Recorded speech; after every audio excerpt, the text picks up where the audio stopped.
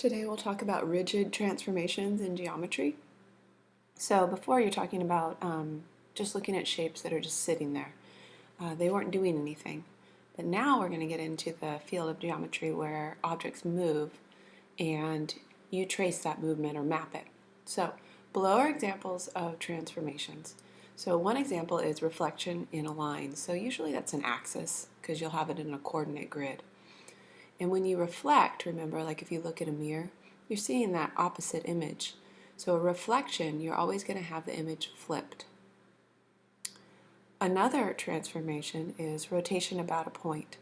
That one's a little harder to see, but in a coordinate grid, what I usually do is, if it's not a reflection or a translation, I usually know it's a rotation about a point. And so that rotation about a point takes the object and it moves it a certain amount of degrees to a different place. But you can tell that it's not right next to it. A translation is basically taking that shape, just moving it exactly how it is. So those are examples of transformations. And the definition is a transformation is the mapping or moving of a pre-image onto an image. So the pre-image is actually the blue one in this case, in each of these cases. And the image that it produces after the transformation is called the image. And so pre-image is blue, red is the image.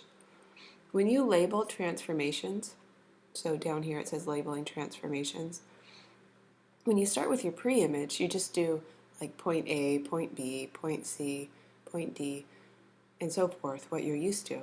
But then when you make the image, the way that it works is the points are now transferred into A prime, and you write it as A with an apostrophe, and B prime, and C prime. So all the points on blue would just be points.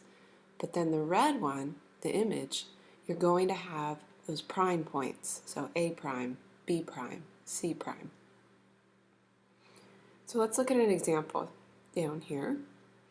So it says use the transformation, the graph of the transformation at the right.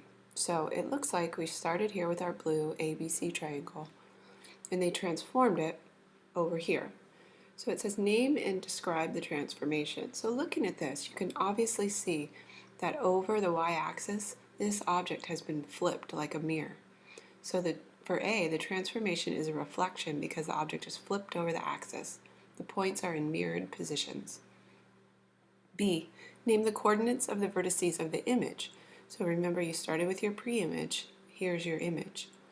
So down on B it says the image coordinates are A prime is 4, 1, so over 4, up 1. B prime is over 3, up 5. And C prime is over 1, up 1. Is triangle ABC congruent to its image? So you look and you go, okay, do they have the same angles? Yes. Do they have the same distance between points? Yes. If you had to prove it, you would use the distance formula for that one. Let's look at isometries. And basically isometries are transformations that preserve the lengths, angles, parallel lines, and distance between the points. So that means the shape does not change at all except in its position. We also call these rigid transformations. So looking down below, it says which of the following transformations appear to be isometries? And the first one is obviously a reflection, and the image hasn't changed at all in its size or its angles, so yes, A is an isometry. B, it looks like the shape has been moved, however, this one looks a little smaller than this one, so I would say that is not an isometry because it changed the distance between the points. The angles look the same, but the distance looks different. And then on C, this is obviously a rotation about a point, and the image looks exactly the same, it's just in a different place, so yes, that's an isometry.